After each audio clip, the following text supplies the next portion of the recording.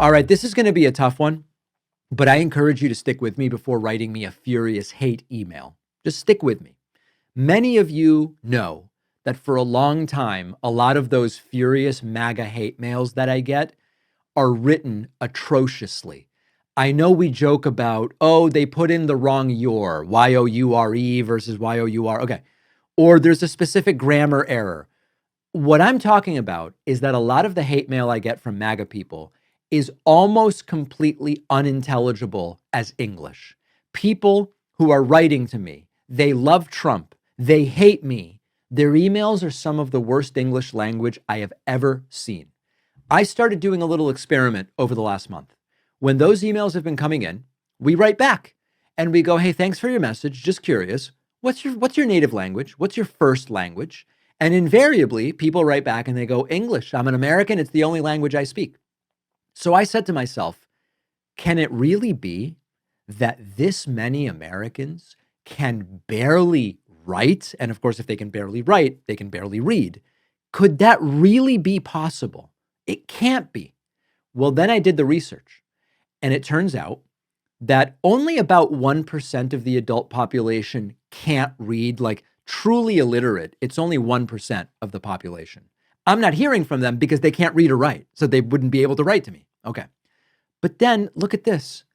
20 to 23% of the adult population, that's almost a quarter of adults, are what is called semi-literate. Now, sometimes this is called functionally illiterate. There's a bunch of assessments, one from NAAL, another from the OECD Program on Adult Competency. And what they find is that roughly between 1/5 and 1/4 of American adults read below the 6th grade level. If you can only read below the 6th grade level, you can handle simple little short texts, no parking on a sign. Plus, you get to recognize the sign and you understand what it says. But you can't read and understand a complex document. You can't read and properly understand a form you have to fill out or instructions. There are around 50 million American adults who are semi-literate. Now, what is the relevance to politics and to what we're talking about? Reading and writing is fundamental to being able to think about things deeply.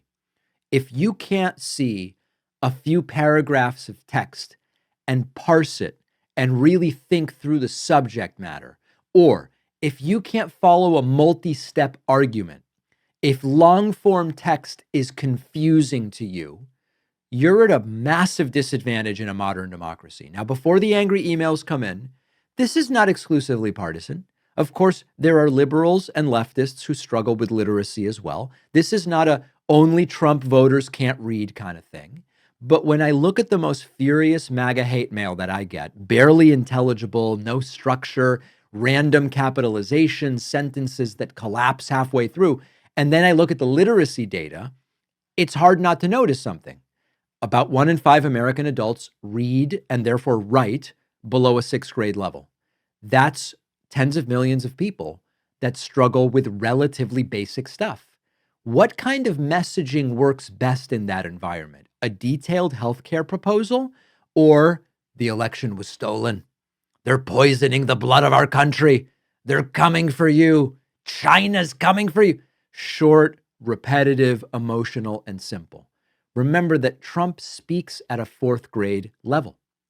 Linguists have measured this. Short sentences, very heavy repetition, basic vocabulary. Now, maybe that's because of Trump's cognitive decline. Maybe it isn't, but we've seen Trump speak more and more simply over the years.